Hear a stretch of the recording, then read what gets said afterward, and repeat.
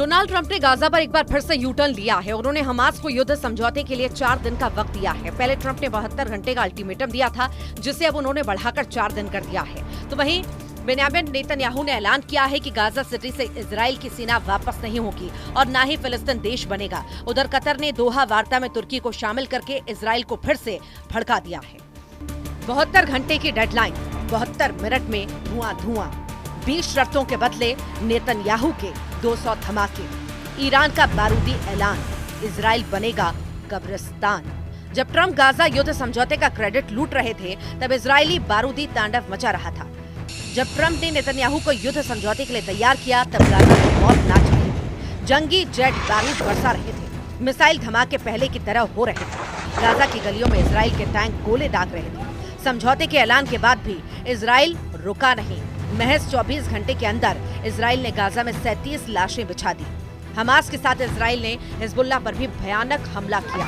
उधर हमास ने कहकर युद्ध के भीषण दौर में जाने की गारंटी दी है कि उसे ट्रंप का पीस प्लान पता नहीं, यानी दोनों खेमे खून खराबे के लिए उतावले हैं। तो फिर ट्रंप किस बात से चैंपियन बन रहे हैं? क्यों ट्रंप गाजा युद्ध पर सच नहीं स्वीकार कर रहे? सब कुछ बड़ा विचित्र है। 30 सितंबर को दोपहर तक हमले में इजराइल ने 37 से ज्यादा शवों का ढेर लगा दिया। ये हमला ट्रंप के पीस प्लान पर नेतन्याहू की सहमति के बाद हुआ।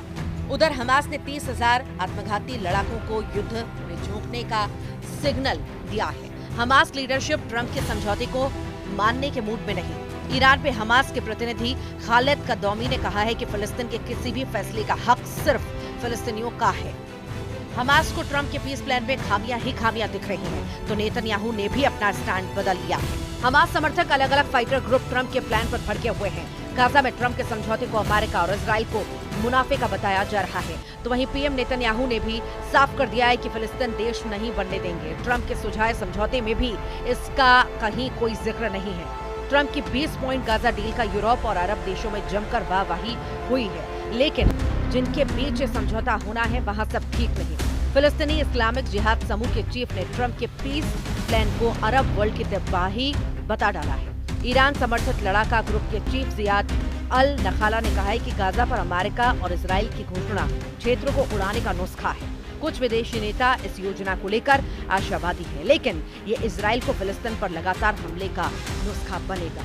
ट्रंप ने गाजा पीस प्लान पर 8 मुस्लिम देशों को पहले ही मना लिया था, मगर ईरान जो कि सबसे बड़ा फैक्टर है, वो ट्रंप के काबू में नहीं आ रहा। जाहिर है ईरान से बैकअप मिलता रहा तो हमास फिर से बारूदी घमासान शुरू कर सकता है। फिलहाल लड़ाका ग्रुप अपनी ताकत बढ़ाने में जुटा है। ट्रंप ने गाजा डील में शर्त रखी है कि हमास को अपने हथियारों को नष्ट करना होगा।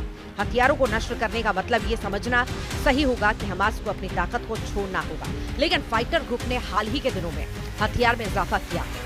INSS के मुताबिक युद्ध की शुरुआत में हमास के पास हजारों हल्के हथियार थे, जैसे Kalashnikov, assault rifle, sniper rifle, machine gun और बड़ी मात्रा में ग्रेनेड आईडी।